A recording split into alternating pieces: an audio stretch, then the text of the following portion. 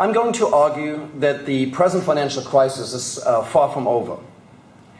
This crisis is generally misunderstood, is generally misrepresented, and the present policies are largely misdirected and counterproductive. They're not making things better, they will ultimately make the crisis worse. This is not a crisis of capitalism. In fact, it has very little to do with capitalism. This is a crisis of our fiat money system, of a paper money system, a monetary system in which money is constantly being expanded under the discretion of central banks. In fact, I would argue that such a crisis was sooner or later inevitable in a paper money system, a system of elastic money and constant monetary creation. Such a system must, over time, create imbalances that make a crisis like the one we are in inevitable. In fact, I argue that the present crisis will probably mark the end game for this latest experiment with state paper money. One of the reasons I wrote this book was that in sort of my many years in financial markets, I found it amazing that although over time the dislocations and problems with the financial system became ever more evident and ever clearer to see for everybody, that at no stage I felt anybody really questioned that the basis for these problems could be the fact that we have a system of, as I said, elastic fiat money, of constant monetary expansion. And I was particularly surprised because this was an approach that I think previous generations of economists had readily understood. If you only go back 2 or 3 generations of economists, I think most of what I say this evening here would probably be readily understood and accepted by people. And in fact, I think most of these economists would shake their heads in disbelief if they had a chance to look at our current monetary system. So I don't think that what I'm saying here or what I wrote in my book is, I don't claim that this is completely new. In fact, many of what I base my book on is based on the work by Ludwig von Mises and other economists. And I think it wasn't just the Austrian school. I think other economists as well would have readily understood what the fundamental problems of our monetary system are. In order to understand these problems and our present crisis, I think we have to go back to some of the fundamentals of this monetary system. We have to look at it on a conceptual level. And that is why the first part of my book, and I think really the larger part of my book, does not deal specifically with current events or current developments or recent policy initiatives, but deals with some fundamental conceptual questions about our monetary system. And that's what I'd like to do here first. We then come to the present crisis, apply the conceptual analysis to the present crisis, and can make predictions on that basis. So allow me first to make a couple of conceptual observations on our monetary system. And first I need to define a couple of terms that I've already used. I used paper money, I used fiat money, I used elastic money. Now for me, these terms mean the same. I think they are synonymous. I use them synonymously in this book and also in my talk tonight. The title of my book is Paper Money, and I picked that term because I think that is the term we traditionally use to denote a monetary system that is not commodity money.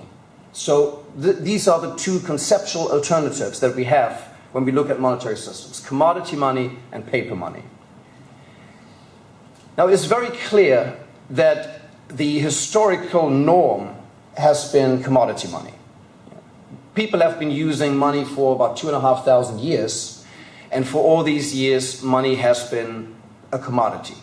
Commodity money has been historically the normal case. I would even argue that commodity money is the traditional free market money, because whenever and wherever people were free to choose, where the trading public had to find a medium of exchange to facilitate transaction on markets, they always picked a commodity. And in all societies and all cultures throughout the world, they ended up picking precious metals. Gold and silver have for thousands of years been monetary assets around the world. And there are very good reasons for it. I mean, I will now speak mainly about gold. And I learned over recent months that silver has a huge fan base. And whenever I speak about gold, people start complaining that I leave out silver. I think gold has a huge advantage over silver. But silver is also a very powerful monetary asset. But I don't want to say gold and silver all evening, so I will speak about gold. Of all the 92 natural occurring elements in the universe, gold is uniquely positioned to be a monetary asset. It is indestructible, it doesn't decay, it's perfectly divisible, it's homogeneous and fairly easily accessible, and importantly, its supply is pretty inelastic. Gold can be mined, so can silver. It takes time, it involves expenses. So at least over the short term, the supply of this form of money is essentially inelastic. So whenever the public was free to choose a medium of exchange, they picked an inelastic commodity.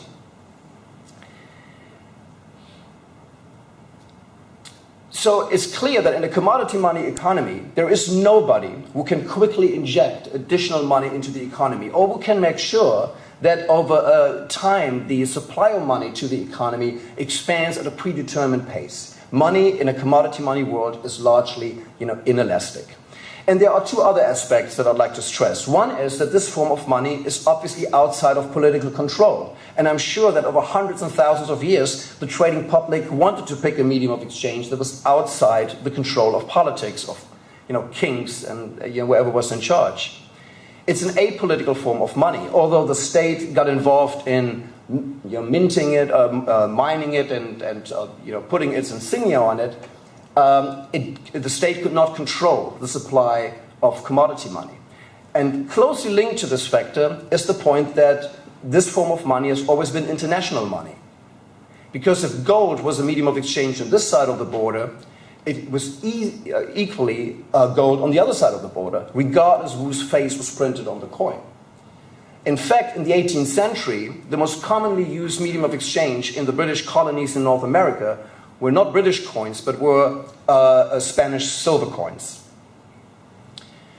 Now, obviously, we use money to facilitate human cooperation on markets, to facilitate trade and trade and exchange does not stop at borders, it never did. And so this form of money was, equally, crossing borders and facilitating international trade. So commodity money is really, I would say, the capitalist form of money. It was freely chosen by the public, it's inelastic, it's not under political control, and it's international. That's commodity money. Now we talk about paper money. Well, paper money is obviously elastic money. Paper money can be printed. Printing money is essentially costless, and in today's world, where we have largely electronic money, it's definitely costless. So the supply of money can be constantly expanded. But in the paper money system, not everybody is allowed to print money. Paper money systems are always state paper money systems. The state has the monopoly on money creation.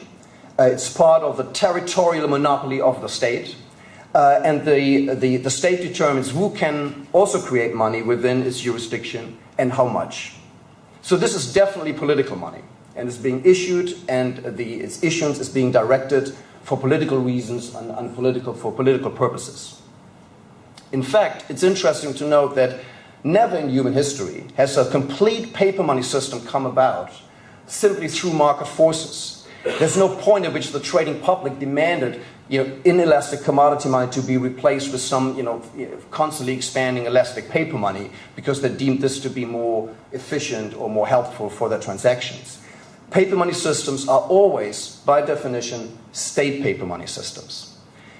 I know many of you will be aware that obviously through gold standard times, banks issued banknotes, some of which were backed by gold, some of which were not backed by gold. But again, these are not paper money systems, because even in these economies, money was ultimately gold, and these bankers had to promise ultimately redemption in gold. Whether they could meet these promises or not is a different point, but the public did not cease to use gold and demanded at certain times your payment in money proper, which was gold. A pure paper money system is one in which money is irredeemable, where money is an irredeemable piece of paper that the central bank does not redeem into a commodity. Those systems are always state paper money systems. Also, they are national, they're not international. Now, if I cross a border from one country into another, I will have to exchange my paper money for a new paper money, because in the new jurisdiction there will be another government that will issue money as well. So it's very clear that if we speak about the money of the free market, we would easily have to say that this is gold or silver, and certainly not paper money systems. Now, interestingly, today, we again live in a paper money system. Today's model is in many ways very special. First of all, it's not very old. I mean, the present monetary arrangements have only really come into full force on the 15th of August 1971. So it's been exactly 40 years that we had an unrestricted paper money system. It is not that prior to that date we had a gold standard. Far from it. We had the Bretton Woods system. But remember, after the Second World War, central banks around the world started to use the US dollar as a reserve currency. And the US government had extended a promise to all those central banks around the world that they could exchange their dollar reserves for physical gold with the US Treasury at a fixed price. And although the link to gold was therefore more tenuous than in a proper gold standard, this indeed functioned as a restraint on US dollar money production. And this restraint was obviously lifted by Richard Nixon on the 15th of August 1971. And since that date, for the last 40 years, the entire world is, for the first time ever, on a complete paper standard. It's for the first time that the entire world uses unrestricted paper money. And we know all around the world, there are hundreds of central banks who have the right, within the territorial monopoly of the state, to print money, and essentially print money without limit and at no cost.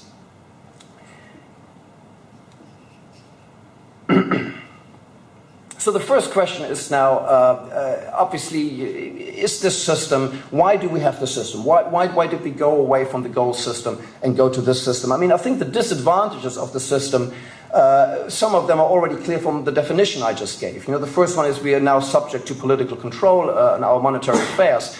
But the other point I mentioned is the segregation, the monetary segregation of global markets. That introduces an element of barter, partial barter, into our economic relationships.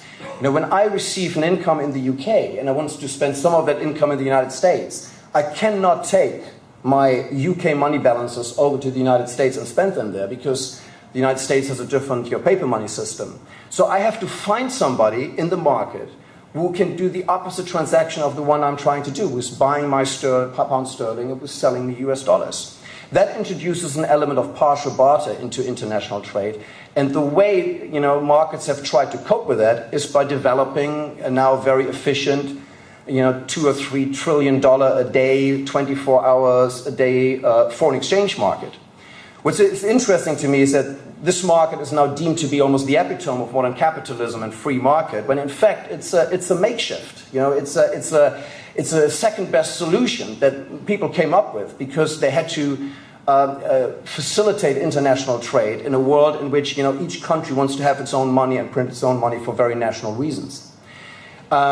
So clearly, for international global capitalism, the present paper money system has disadvantages.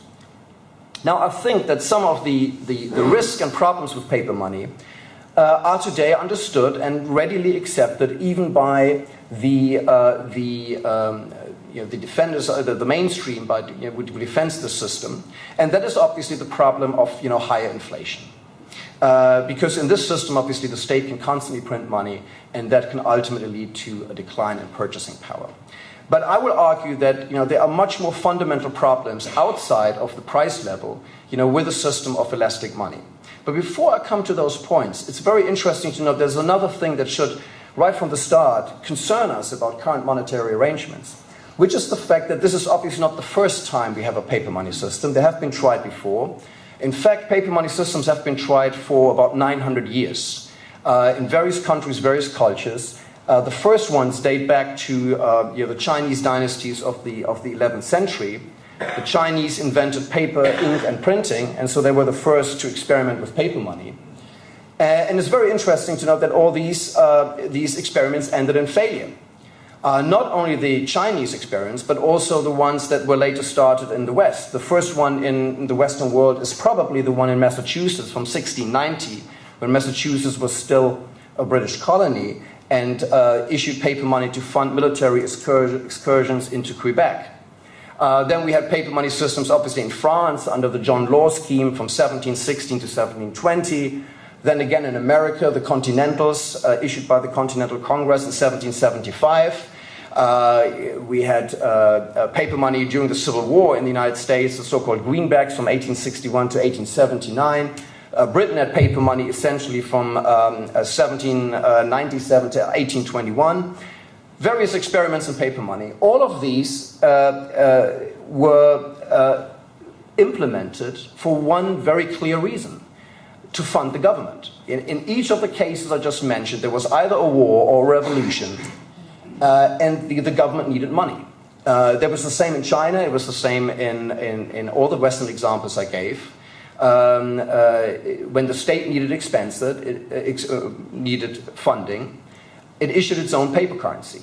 Previous generations of politicians didn't even make any pretenses about this. This was readily accepted that the state would fund itself by issuing paper money. I mentioned that all these paper money schemes ended in failure. None of them survived, but they always ended in one of two ways. Either monetary authorities realized that the constant issuance of money would lead to problems, higher prices, inflation, and other economic dislocations, and they stopped issuing paper money voluntarily. That was the case, for example, in China with the Ming Dynasty, which stopped issuing paper money in the 15th century. And interestingly, China, although it invented paper money, did not use paper money for almost 500 years. Another example would be Britain, which went off a gold standard practically in 1797 to fund the war with France, and went back onto a gold standard in 1821. The United States had left the gold standard to fund the Civil War, as I said, in 1861, and they went back voluntarily to gold in 1879. So one way of for these paper money episodes to end is the voluntary return to commodity money.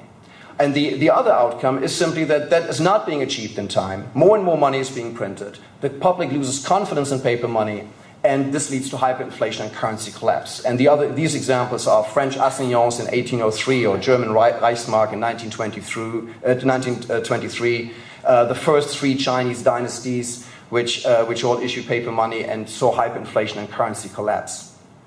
So the history is not very encouraging here. Paper money systems have ultimately led either to a return to commodity money.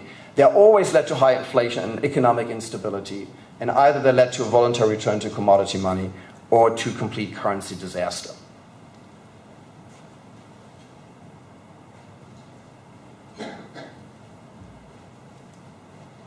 So looking at these problems we already identified and the very bleak historical record, it is amazing, and I think it needs to be explained. Why again, we have arrived at a complete paper money system, and why it is so readily accepted, and why today's consensus, the mainstream economists, politicians, and even the general public considers this to be a natural system, even describes the system as capitalist, and there's some assumption, I think, almost, that this system must be the natural outcome of market forces, that a modern industrialized economy needs that form of money. And for most people, I think any kind of like a gold standard, any idea that money would be an inflexible commodity seems almost atavistic. That's almost outdated. That's something that people did in the past. So today, I think this general acceptance of our somewhat strange monetary arrangements needs some explaining. Now, I think there are three key points, I would say, that today are most common in raising support for our paper money system. Now, one is, I think, that generally people believe that an expanding economy also needs an expanding supply of money.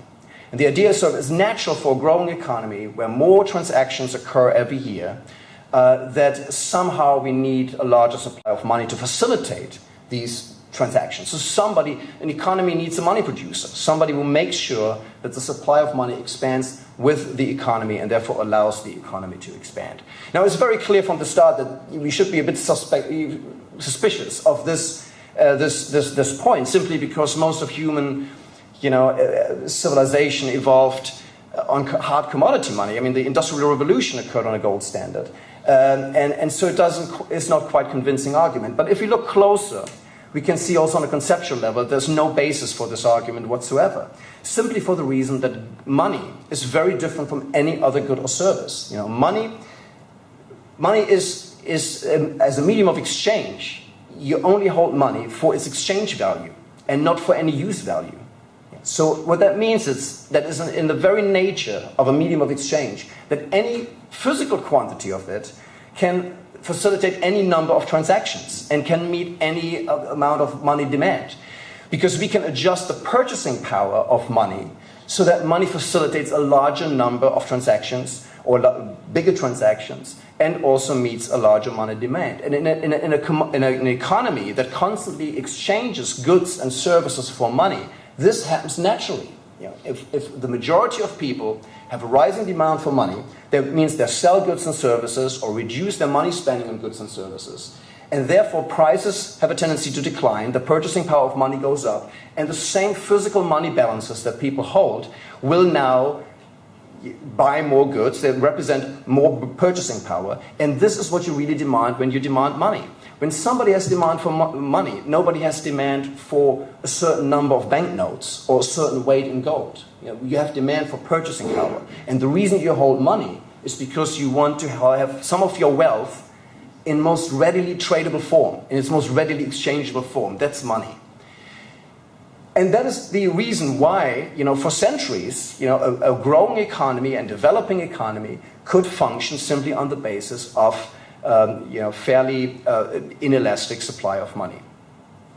The same obviously works the other way around. If the demand for money should decline for whatever reason, people start spending money, and that means prices rise. And at the higher price level or the lower purchasing power of each monetary unit, people will hold more of the monetary asset just to keep the same kind of purchasing power that they had before.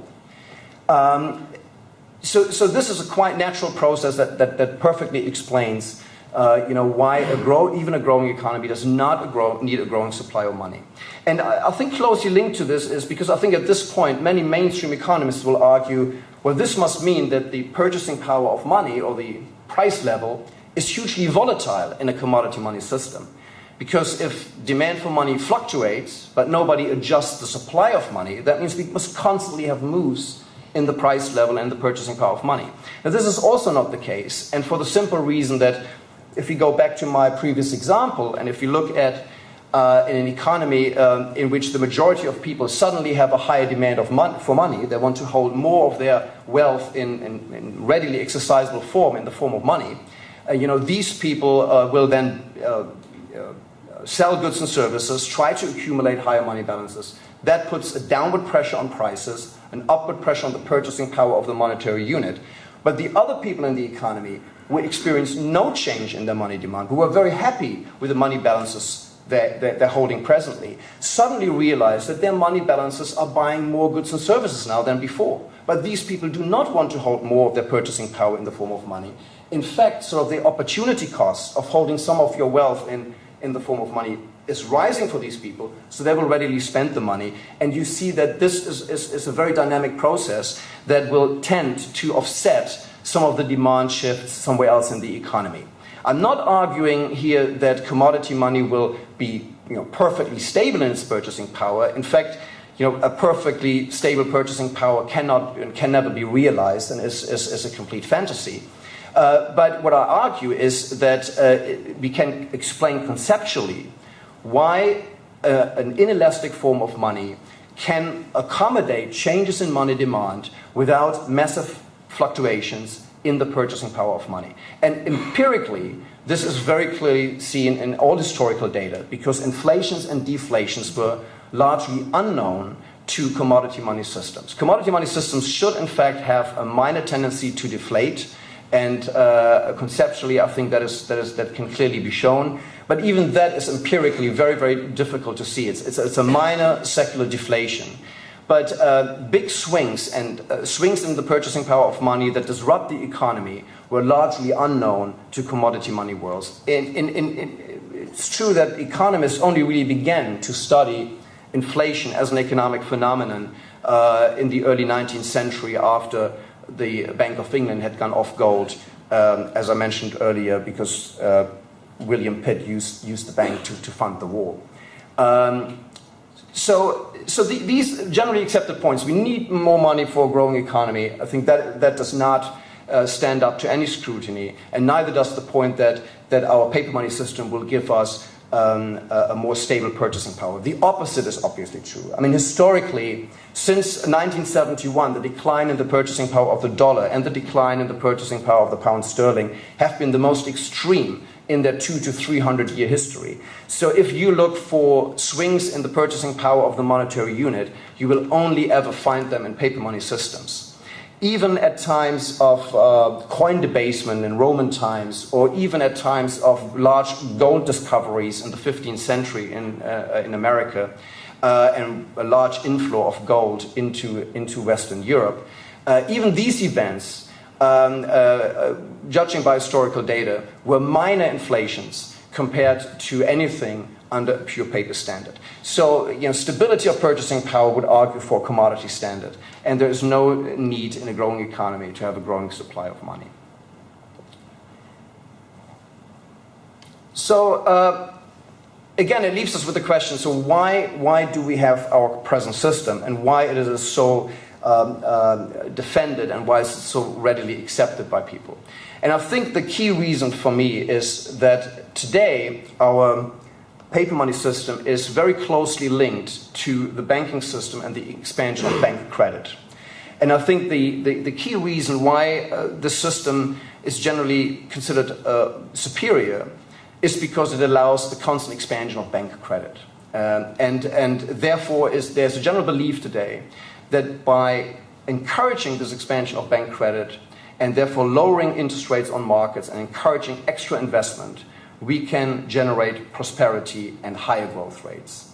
And this is, in a way, a fairly new idea. And I think we have to understand that in our present monetary system, the state has now played a crucial role in supporting the banking sector. So we need to have a quick look at banks now, because this, I think, is a different phenomenon to some of the older monetary systems.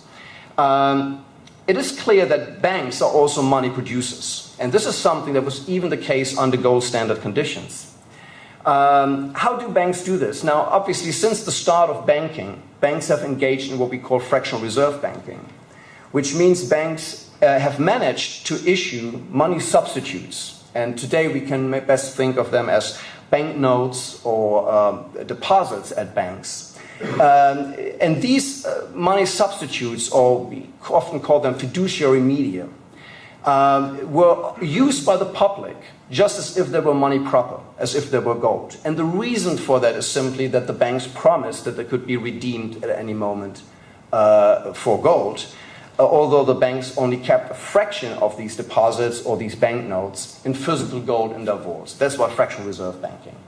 So to the extent that banks managed to issue fiduciary media and have the public accept them as like they were gold, like they were money proper, the banks could, in fact, to some degree become money producers. They could fund some of their credit expansion, some of their loan business, not by simply taking money from customers and lending it on, but by expanding credit, by issuing extra fiduciary media. This is something that banks have been doing for a long time, and is obviously the reason why the history of banking is also the history of bank runs and occasional panics, because it is clear that when the public, for whatever reason, loses trust and faith in the banks, they want their money back, and then the banks can't pay, and immediately a bank run, sets in. Now, it's very clear that from early days that this type of banking, when this type of banking grew, that very early on economists got interested in it and looked at it not only from the perspective of the individual bank, but also what it meant for the larger economy. And here again, it's very clear to see that this process on the face of it looks advantageous because the banks lower interest rates, expand their balance sheets, create extra fiduciary media, create money, therefore extend their credit business. Extra investment can occur, interest rates are lower, extra investment is being encouraged, and that should be good for the economy. But what economists found out early on in the 19th century here in Britain, I mean, David Ricardo is one example, and what was later then even developed into a proper, full-fledged business cycle theory by Ludwig von Mises in the early 20th century, what these economists found out is that there's a huge difference whether credit creation and investment is funded by savings or is funded by extra issuance of fiduciary media or extra money creation. The difference in a nutshell is that if you expand investment and credit on the basis of saving, you do get sustainable growth and rising prosperity. If you fund your investment and your credit on printed money, you get a boom-bust cycle. You get a short period of boom followed by a bust. And this is today, this used to be called the monetary theory of the business cycle, although because of Ludwig von Mises' superior explanation of it, it's now often called the Austrian theory of the business cycle. And in a way, the best way for me to look at it is you have to understand that in a market economy, one of the important decisions to be made by those who participate in the economy is how many resources that are available to us now should be directed towards meeting present consumption needs, and how many resources can be shifted into different uses, make them investments, and therefore develop a productive capital, a capital stock, raise productivity, and produce for the future. So it's that split between consumption, saving, and investment that is that every economy needs to make these decisions. And to coordinate these decisions across the economy, interest rates play a crucial role. Now, what happens when banks issue extra fiduciary media, when they become money producers, and lower interest rates on loan markets, and issue extra credit, and encourage extra investment, projects are being started that are not based in savings. So the consumers have not made a voluntary decision to refrain from consumption, make resources available to be redirected to become productive capital, and allow the capital stock to expand and therefore support investment. In a way, you can almost think of the entrepreneurs getting the funds to start investment projects without the real resources, including labor, being made available to them through a savings decision by the consumer at the same time. These resources are still required by the consumer, near to consumption. The consumer has not released these resources and made them available for future directed investment projects for the entrepreneurs.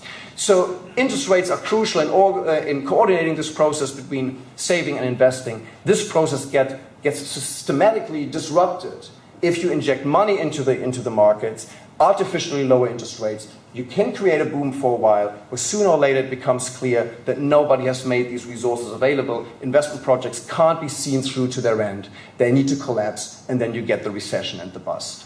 And what the Austrians had to say, once the recession started, was something that most people didn't want to hear, which was that, once you had the credit boom, the artificial credit boom, and it had turned into a bust, there was not much that policy could do, because you had misallocated resources in the artificial boom.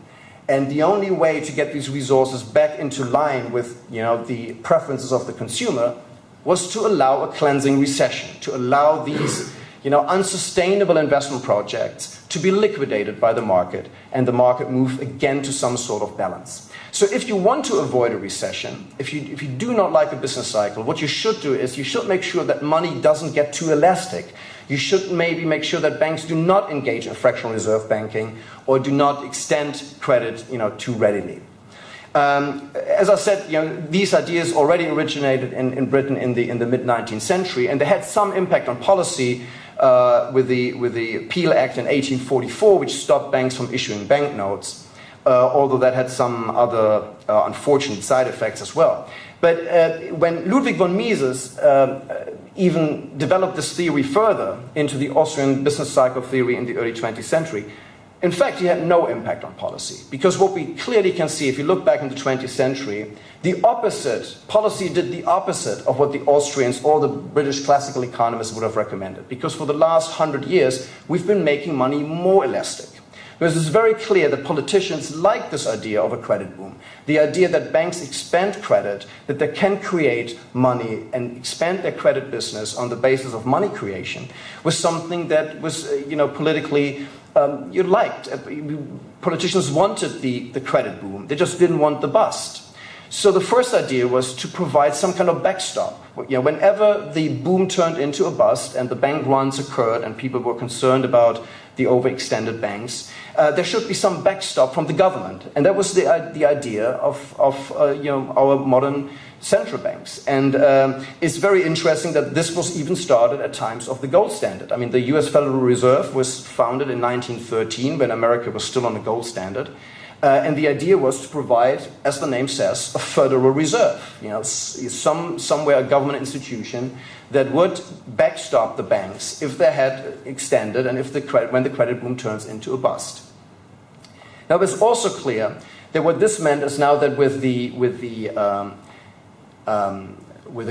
help of government backing, the banks were now encouraged to extend the credit boom even further. The banks were now encouraged to lower their reserve ratios even more, and therefore extend credit further and print more money and issue more fiduciary media. And now we had an even larger credit boom, which, according to the Austrian theory and the British classical economists, now only means that you get a bigger bust at the end of it. And I think also this may be a little bit of a oversimplification. I do think that this is largely the story behind the Great Depression. Although the problems that led to the Great Depression started in the 1920s, at a time when America was officially on a gold standard, at the time already, bank credit expansion was hugely supported and subsidized by a government entity, the US Federal Reserve. And the massive credit boom that we had in the 1920s, according to business cycle theory, must lead to the type of dislocations that made a major correction inevitable. Now, what did politicians do after this occurred? Where they tried to make money even more elastic. Because if now the limited supply of gold was a hindrance in supporting the banks to expand further, then gold had to go and had to be replaced with fully elastic fiat money.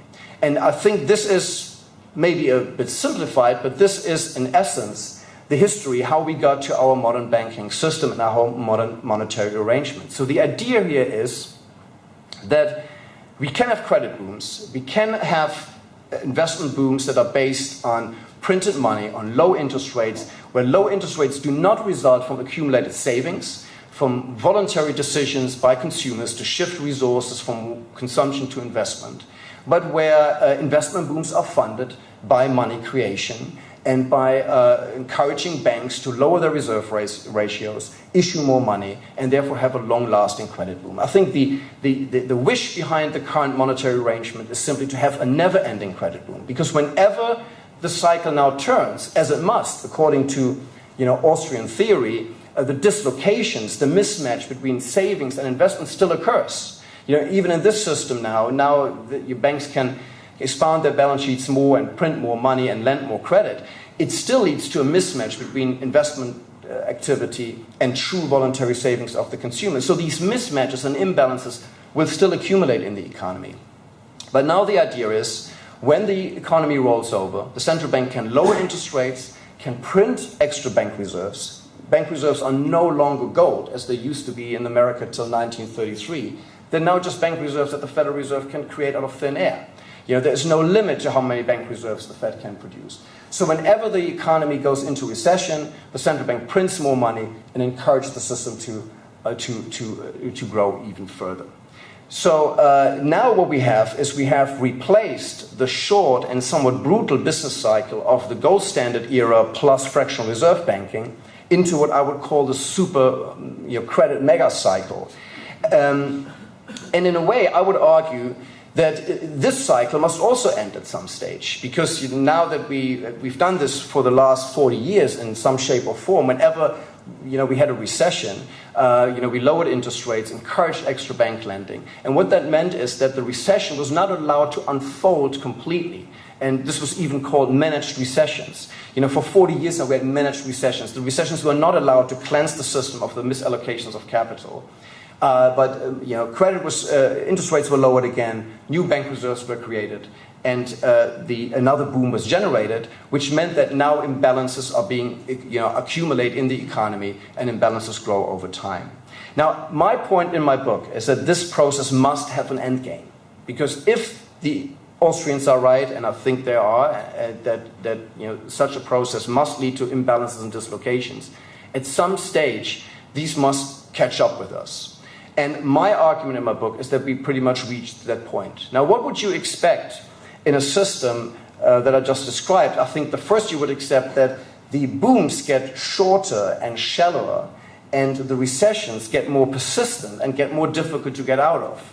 And that because the imbalances have accumulated to such an extent that policy needs to get ever more aggressive to encourage another credit boom. And this is precisely what we've seen very clearly over the last 10 years. If you look back in 1998, it took the US Fed only a few short interest rate cuts between meetings after the collapse of LTCM and the default of Russia to keep the credit boom going. After the collapse of the Nasdaq bubble, it took the Fed 3 years of 1% interest rates to get the economy going back to a pace that the Fed was comfortable with, and they started to raise interest rates again.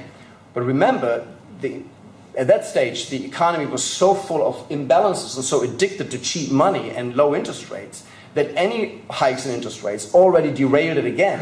And in 2007, we had the start of the present crisis. And now, as you all know, for 3 years, the US Fed is already at 0 interest rates and is now conducting quantitative easing.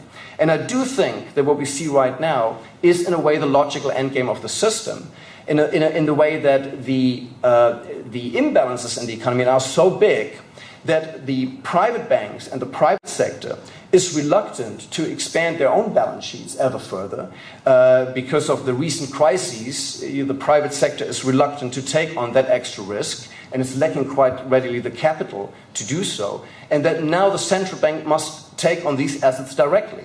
And again, it's a phenomenon that we see around the world. It's not just confined to the United States. Obviously, the Bank of England is already on its second round of quantitative easing. The ECB has roughly tripled their balance sheet since the start of the crisis and is now under intense pressure to conduct unlimited bond buying programs. The Japanese central bank is so far a rather modest quantitative easer. They are the first who conducted it 10 years ago, but by the standard of the Bank of England today, they've done fairly little. The Fed is roughly tripled its balance sheet since the start of the crisis. In fact, Ben Bernanke has produced more bank reserves and expanded the monetary base more than all his predecessors since 1913 put together. At the time when Lehman defaulted, the monetary base in the US was about $800 billion. Right now it's $2.6 trillion. And again, as we all know, the pressure is on to continue to do this. Maybe there's another point I'd like to stress. There's a chapter in my book about this where I would argue, I try to explain why the system, despite its obvious faults, is so readily accepted by the mainstream today and by the consensus, by the policy consensus. And another reason for this is also the fact that I think the focus of economic discourse and the focus of economic research has shifted over the last 50 and 60 years. What has happened is that the problems I described with a constantly expanding monetary system are linked very much to factors like relative prices, to capital allocation, capital misallocations. And these are all factors in the economy that have almost slipped off the radar of economic research, because over the last 70 years, economic debate has focused much more on the large wholes, the large aggregates of national account statistics. We speak about consumption and investment and saving as like these large entities. And there is very little perception now of the effects that money injections have on relative prices and on the allocation of capital. To maybe support this point, let me just read out a quick quote from Ben Bernanke, who is a famous statement he made in a speech in Washington in 2002. This was when he was already on the board of the Fed, but not yet the chairman. He said the following: "The US government has a technology called a printing press, or today its electronic equivalent, that allows it to produce as many US dollars as it wishes at essentially no cost. We conclude that under a paper money system, a determined government can always generate higher spending and hence positive inflation."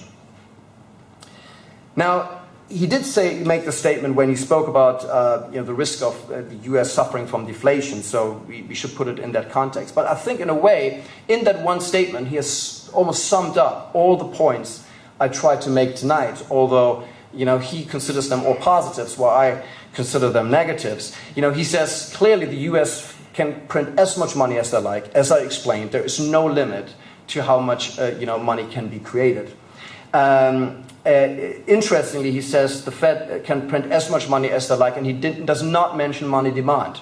And as I said before, if once you're the money producer, you can print as much money as you like, because the public will simply hold the extra money at a lower purchasing power. If prices rise and the purchasing power money drops, the extra monetary units that are in circulation will be held by the public. So he's right in his statement. The US Fed can print as much money. They never run the risk of having unsold units of money in their warehouses. It will be distributed and it will be accepted by the public. But interestingly, his last statement where he says, we conclude that under a paper money system, a determined government can always create higher spending and positive inflation. And I think this is the crucial misunderstanding of the mainstream today, because he perceives the effect of money creation to be higher spending, higher GDP, and positive inflation. So he, again, the typical modern macroeconomist, he looks at it from the point of view of macro aggregates. It boosts growth and it rises inflation. What he does not perceive at all, I think, and what has, as I said, slipped off the radar screen of modern macroeconomic debate are the changes in relative prices that any money injection must induce, and therefore the misallocations of capitals. And those have accumulated now for decades, and I think we have now reached that point where this system cannot be pushed out any further. So roughly, you need to come to the end of my talk, but to give you the quick outlook, which is clear from my title, I think like all previous paper money systems, this system must also end. And again, we face the same choice that all previous paper money system users faced, which is either you stop voluntarily printing money, allow the market to liquidate the dislocations, and then go back to some system of stable money. Or you keep printing money and you ultimately debase it to a degree where the public doesn't accept it anymore. And again, allow me just one final quote, and this is from Ludwig von Mises, and it contrasts quite nicely with a quote from Bernanke. Ludwig von Mises wrote in 1949, "There is no means of avoiding the final collapse of a boom brought about by credit expansion. The alternative is only whether the crisis should come sooner as the result of a voluntary abandonment of further credit expansion, or later as a final and total catastrophe of the currency system involved."